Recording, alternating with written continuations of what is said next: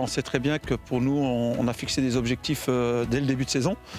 On savait très bien qu'on ne pouvait pas profiter des premiers rôles dans la Super League, puisqu'on développe simplement le projet avec un peu de retard, mais surtout qu'on a des ambitions assez claires et qu'on travaille sur 2 ans.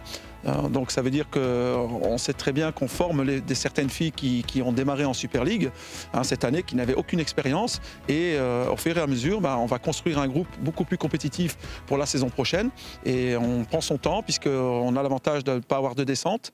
Donc ça, c'est l'objectif qu'on a voulu inculquer dans toutes les têtes des filles, qu'elles ne se surtout démoralise pas, parce que justement il ne faut pas se démotiver le fait de jouer les derniers rôles. On espérera jouer les outsiders l'année prochaine. C'est pour ça qu'on travaille cette année de cette façon.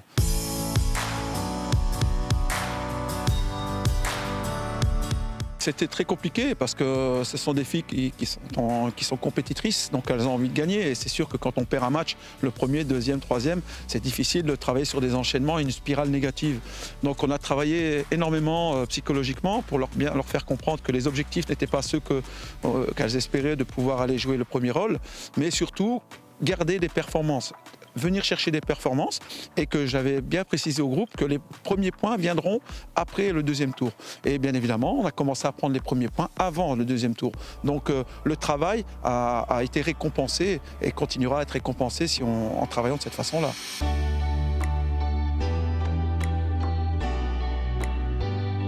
Disons qu'on savait aussi que c'est des équipes à notre portée, même si elles ont bien évidemment d'énormes qualités, mais on savait très bien qu'il y a 2 championnats, comme vous l'avez précisé. On savait aussi qu'en faisant ce championnat, c'est certainement les filles qu'on retrouvera en Play-off 2, on se devait de prendre des points pour justement mentalement ne pas sombrer. Parce que quand vous perdez contre Standard ou contre Anderlecht, on sait très bien que ce sont les grosses cylindrées du championnat. Donc la pilule, elle passe beaucoup mieux que quand vous perdez contre un concurrent direct qui est de votre valeur. C'est toujours plus compliqué.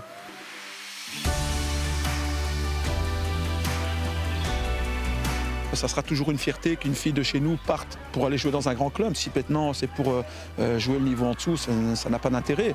Donc on sait très bien que quand on figurera parmi les élites du foot féminin, là ça sera un peu plus compliqué, mais ici on sait très bien que c'est une bonne guerre pour tout le monde, et à partir du moment qu'une fille partira, on lui dira bon vent et bonne chance surtout. C'est tout ce qu'on pourra lui dire. On pourra lui souhaiter que bonne chance.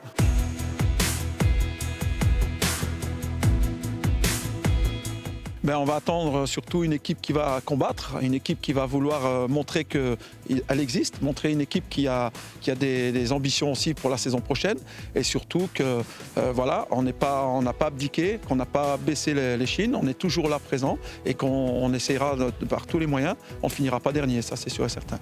C'est ce que j'aimerais, c'est avoir un rôle d'outsider dans ce championnat. Si on a la chance de pouvoir jouer et faire tomber quelques grosses équipes, ça sera plus rassurant pour nous pour la saison prochaine, et encore une fois ça sera une preuve que le travail que l'on effectue depuis le début de saison commence à payer et commence à être récolté.